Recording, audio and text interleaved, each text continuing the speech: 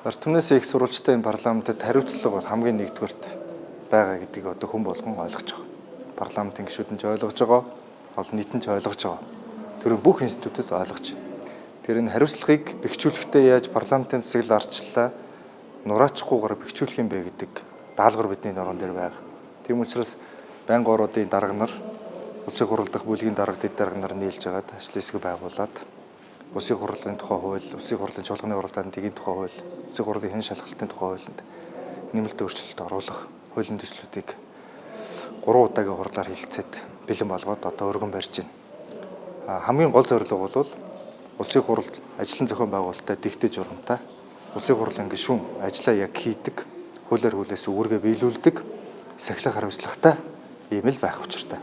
Тэгэхээр энийг одоо хуулиар илүү боловсронгуй болгох юм зохицуулт хийж байгаа. Маш шинэлэг шийдэмгий өмнө манай парламентын түүхэнд байгаагүй ийм зохицуултад орчирч байгаа.